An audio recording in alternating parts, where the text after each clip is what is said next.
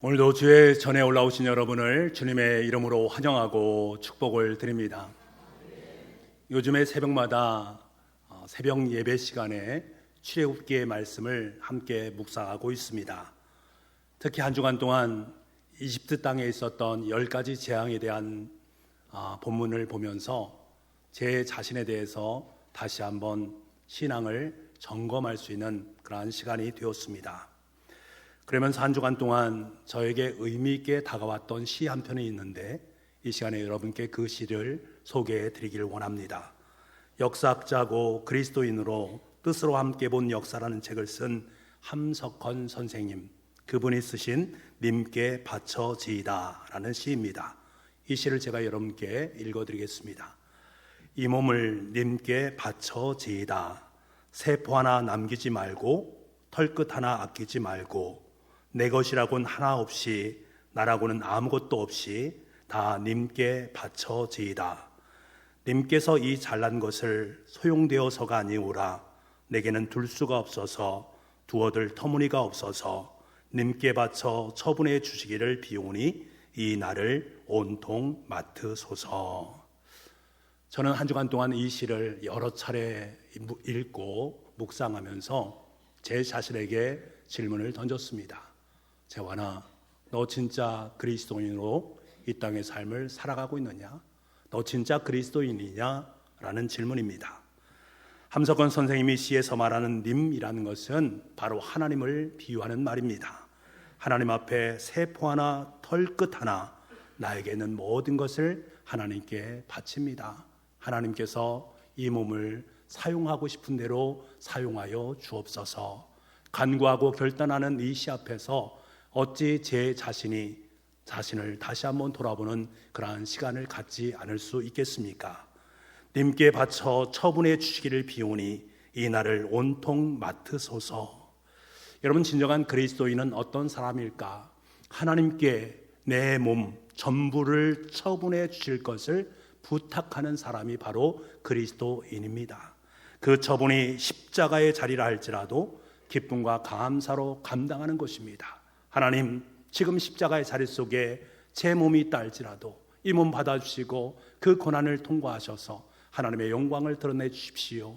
내 삶을 드리는 것이 신앙 생활입니다. 왜 이런 고백을 드리는 것일까? 그 고백을 통해서 그 속에 하나님이 드러나기를 원하기 때문입니다.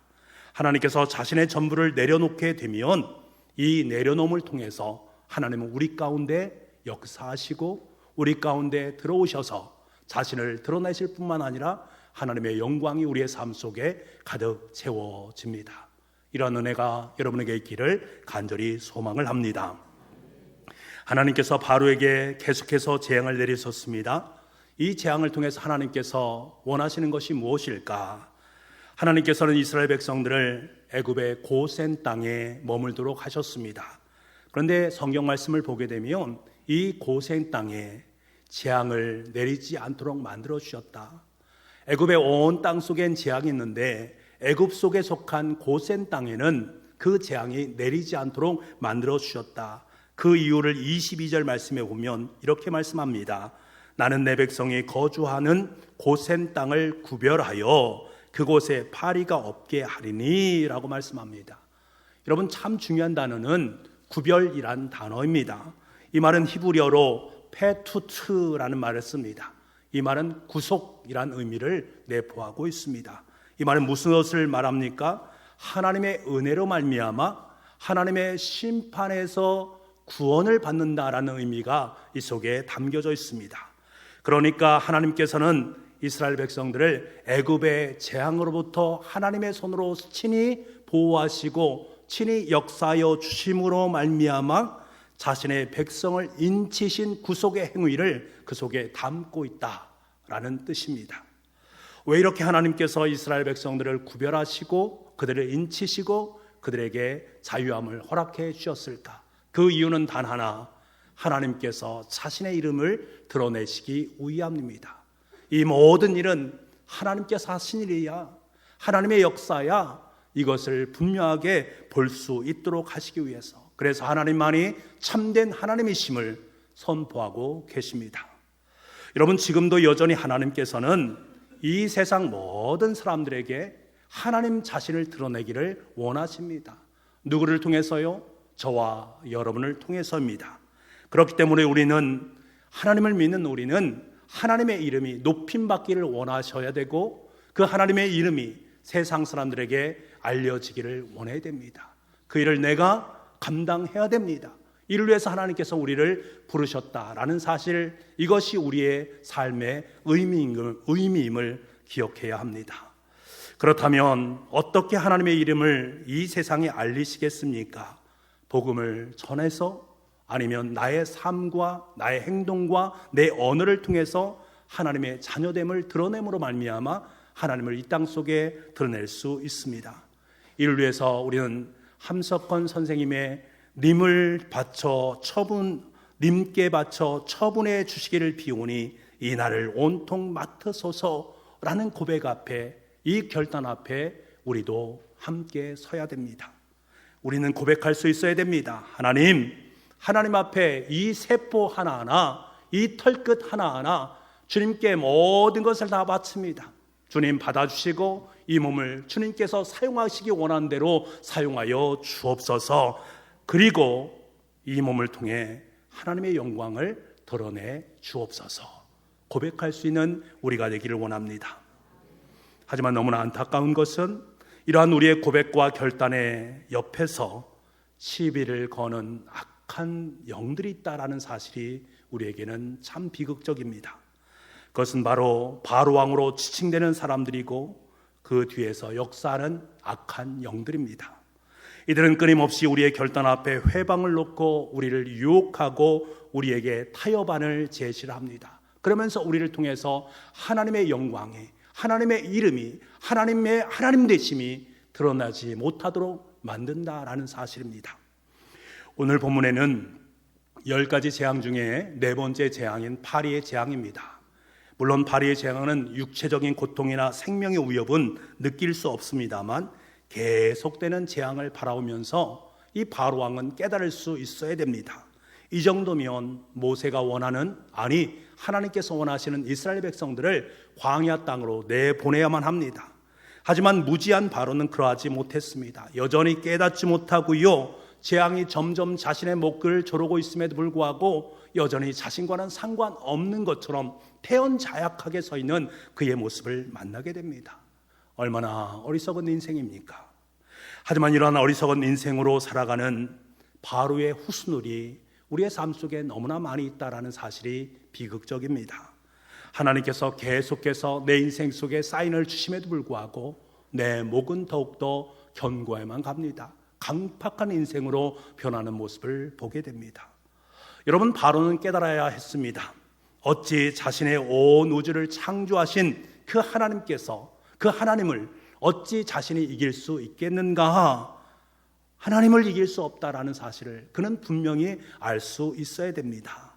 하지만 어리석게도 하나님을 이길 수 있다라고 여기면서 하나님을 믿는 사람들을 계속해서 유혹하고 괴롭히고 타협점을 찾으면서 우리의 삶의 자리를 하나님과 분리시키려 노력을 하고 있습니다.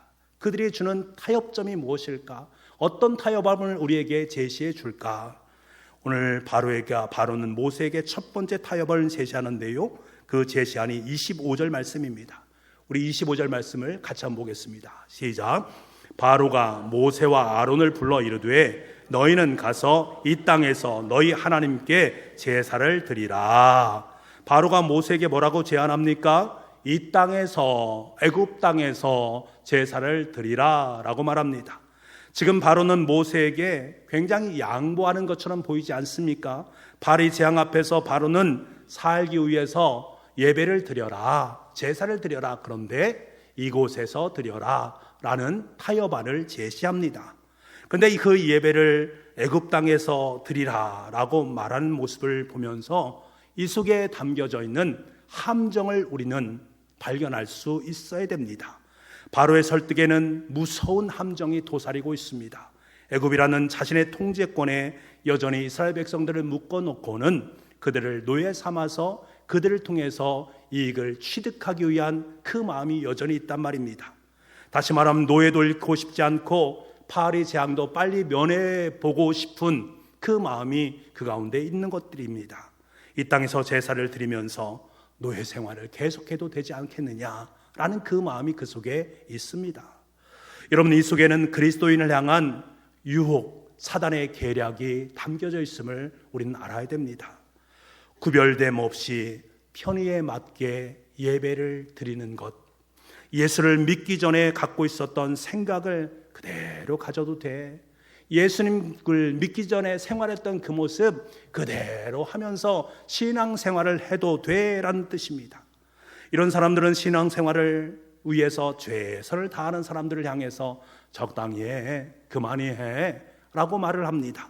주일 성수에 최선을 다하는 성도를 향해서 한 번 정도 빠진다고 뭐가 문제가 되겠어? 문제가 되지 않아 라고 말을 합니다. 구원에는 전혀 지장이 없다라고 말을 합니다. 여러분, 지금 애국은 어떤 곳입니까? 세계 문명의 발상지고요, 세계 문명의 중심지입니다.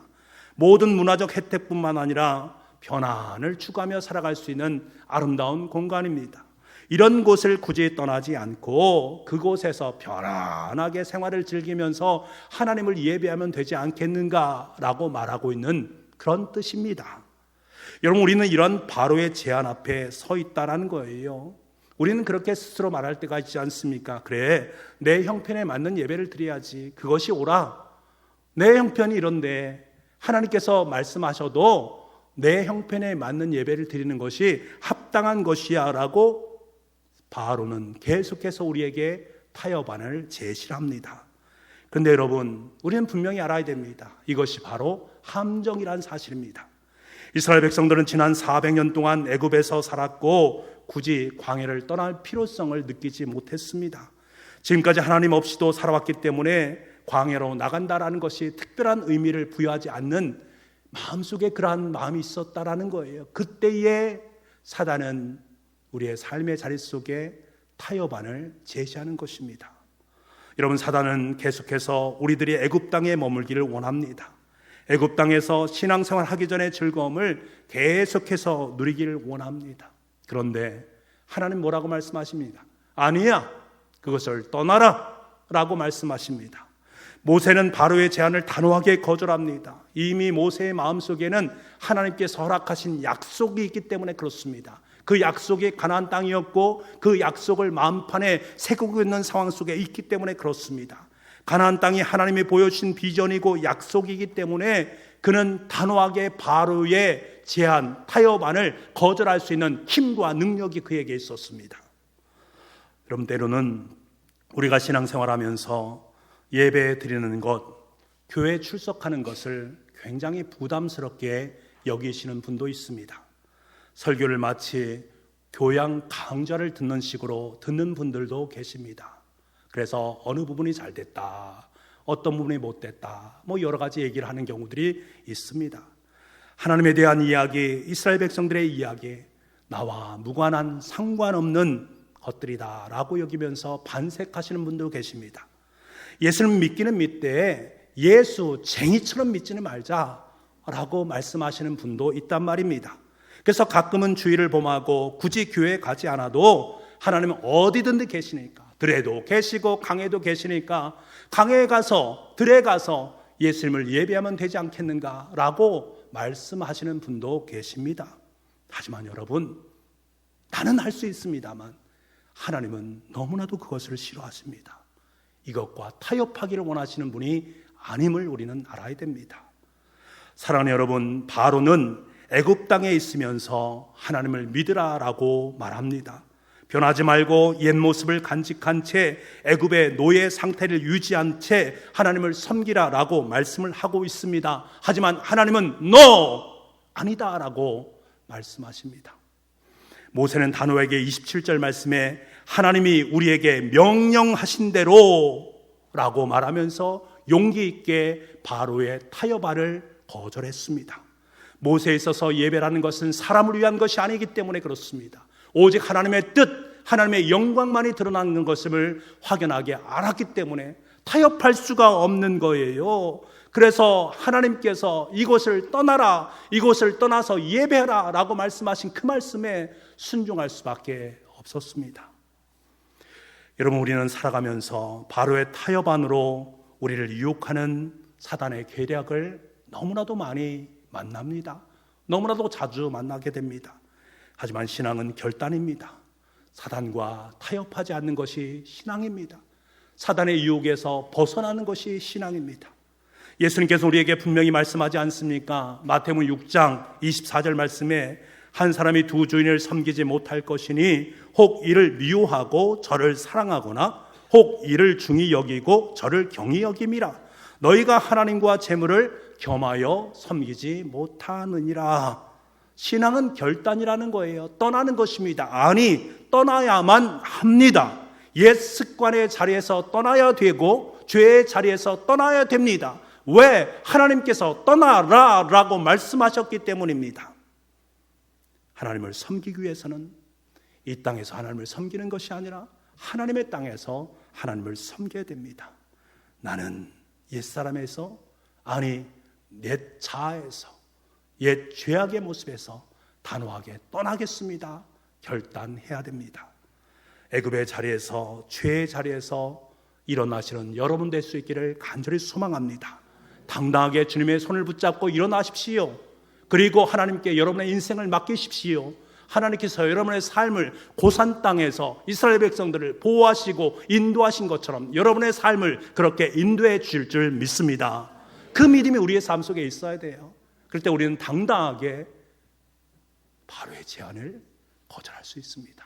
아니다 라고 확인하게 고백할 수 있습니다. 그러나 여전히 바로는 이에 굴하지 않습니다.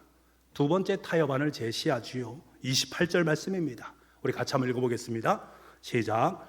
바로가 이르되 내가 너희를 보내리니 너희가 너희의 하나님 여호와께 광야에서 제사를 드릴 것이나 너무 멀리 가지는 마라. 그런즉 너희는 나를 위하여 간구하라.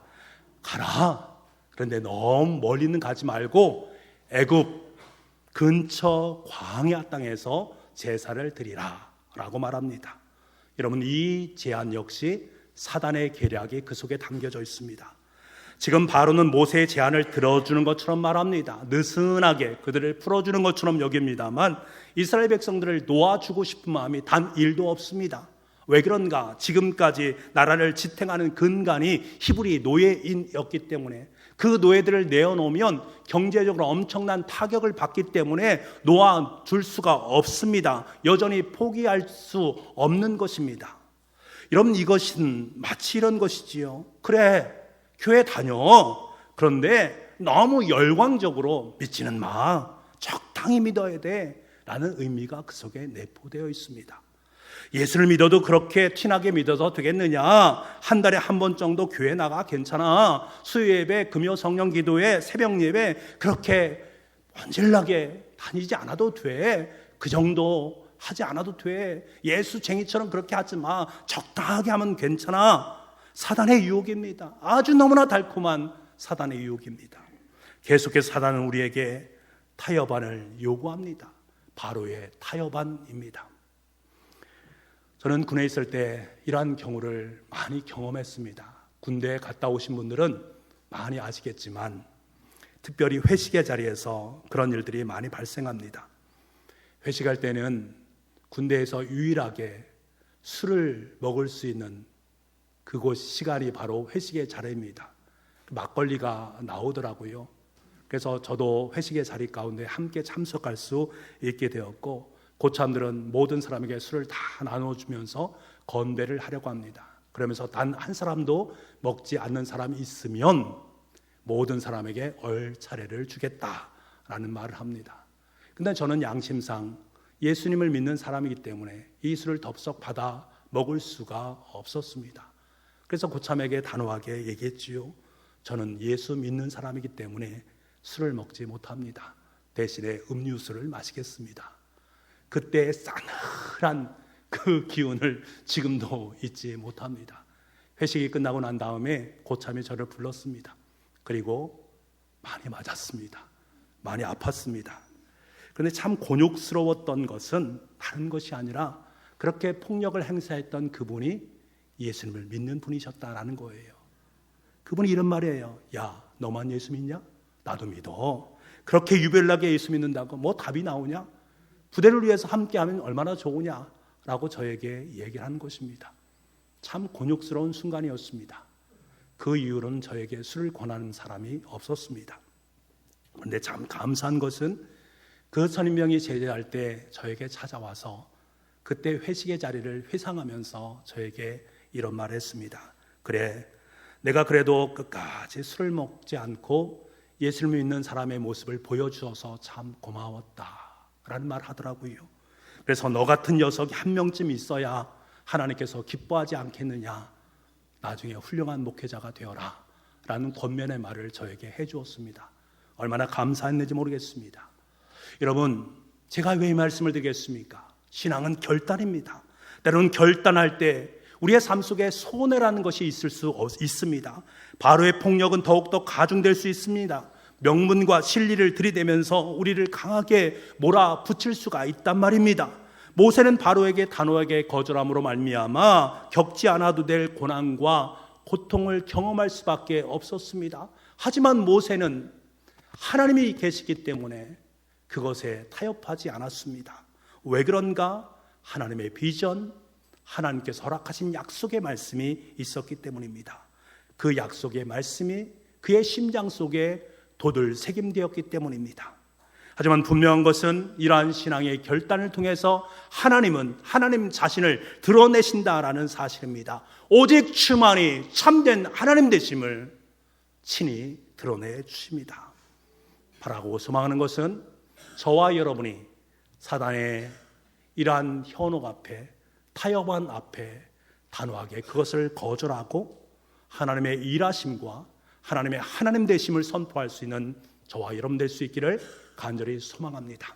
그래서 여러분의 삶의 자리 속에, 여러분 모습 속에 하나님의 영광이 보여지기를 원합니다. 틀림없는 하나님의 자녀다, 하나님을 믿는 사람이다, 이 확신이 많은 사람들에게 나눠질 수 있기를 간절히 소망합니다. 사랑하는 북부가족 여러분, 여러분은 바로의 타협에 대해서 과연 어떠한 태도를 취하고 계십니까? 애굽은 노예 신분으로 살아가는 곳입니다. 사울은요, 그곳을 한마디로 이렇게 말합니다. 통치자들과 권세들과 이 어둠의 세상 주관자들과 하늘에 있는 악의 영들이 다스림을 받는 공간이다라고 말합니다. 다시 말하면 죄의 노예가 되어 살아가는 공간이라는 거예요. 우리가 구원받는다는 것은 바로 이러한 애굽 공간으로부터 하나님께서 원하신 하늘의 공간으로 우리의 삶의 자리가 변한 것을 의미합니다. 더 이상 죄의 노예로 살아가는 인생이 아니라 하나님의 자녀로 참된 자유함을 누리는 아름다운 역사를 경험하는 것입니다. 사단은 계속해서 우리에게 야, 멀리 가지 마, 적당한 거리에서 적당히 살아 라고 유혹합니다. 오늘도 세상은 우리에게 유별나게 신앙생활하지 말라고, 적당하게 세상과 양다리 걸쳐서 신앙생활하라고 우리를 권면하고 있습니다. 세상의 물질과 하나님을 겸해서 섬겨도 된다라고 우리에게 말을 하고 있습니다. 하지만 하나님은 우리에게 이 자리를 떠나 하나님께서 원하시는 가나안 땅으로 나아가라라고 우리에게 말씀하십니다. 여러분, 하나님은 10가지 재앙을 통해서 하나님의 일하심을 드러냅니다. 하나님이 참 하나님 되심을 선포하여 주십니다. 지금도 우리의 삶의 곁에는 10가지 재앙이 계속적으로 내 삶 속에 있고 10가지 재앙 속에 계속해서 바로는 타협안을 우리에게 제시하면서 우리의 삶의 자리 속에 신앙을 점점 무너뜨리는 그러한 계획이 있습니다. 우리는 그것을 날마다 경험하며 살아갑니다. 하지만 여러분, 근심하지 마시기 바랍니다. 이 재앙이라는 것은 애굽은 심판이지만 우리에게는 구원의 역사이기 때문에 그렇습니다. 이 구원의 역사를 붙잡기만 한다면, 이 구원의 역사를 붙잡고 일어나서 주님께로 나아가기만 한다면 우리의 모든 삶은 아름다운 형통으로 열매 맺게 될 줄 믿습니다. 이제 우리는 어떻게 살아가야 될까? 여러분, 진지하게 고민해 보십시오. 먼저는 하나님 앞에서 나의 세포 하나, 털끝 하나하나, 나에게 있는 모든 것을 하나님께 바치겠습니다. 하나님 사용하여 주옵소서 결단할 수 있기를 원합니다. 그래서 저와 여러분에게 주어진 광야의 땅을 향해 주님을 예배하기 위해 나아갈 수 있는 우리가 됩시다. 계속되는 악한 역의 타협에도 굴하지 아니하고 오직 주님만을 바라보면서 주님의 손을 붙잡고 굳게 일어서서 하나님의 영광만 드러낼 수 있는 저와 여러분들이 수 있기를 간절히 소망합니다. 그래서 우리는 찬양할 수 있어야 됩니다. 오직 주님만을 바라보는 삶을 살겠습니다. 우리 시간에 함께 찬양하기를 원하는데, 하나님의 사랑을 사모하는 자입니다. 하나님께 찬양과 경배를 드릴 수밖에 없습니다. 하나님, 사랑의 눈으로 우리를 바라보시고 인자한 귀로 우리의 아픔과 모든 것을 다 기울이시는 아버지 하나님께 내 삶을 내어드리길 원합니다. 이제부터 주님만을 바라보는 인생을 살겠습니다. 사단은 계속해서 우리의 삶 속에 유혹하는 그러한 모습도 있지만, 그러나 하나님, 타협하지 않겠습니다. 하나님께서 말씀하신 그 말씀에 따라 오직 주님의 길만을 걷겠습니다. 아름다운 고백을 주님 앞에 올려드릴 수 있는 저와 여러분 될 수 있기를 간절히 소망합니다. 우리 같이 찬양하도록 합시다. 하나님의 사랑을 사모하는 자,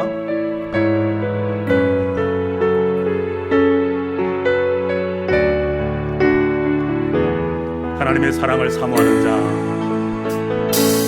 하나님의 사랑을 사모하는 자, 하나님의 평안을 바라보는 자, 너의 모든 것 창조하신 우리 주님이 너를 얼마나 사랑하시는지, 하나님께 찬양과 하나님께 찬양과 경배하는 자, 하나님의 선하심을 닮아가는 자, 너의 모든 것 창조하신 우리 주님이 너를 사녀 삼으셨네.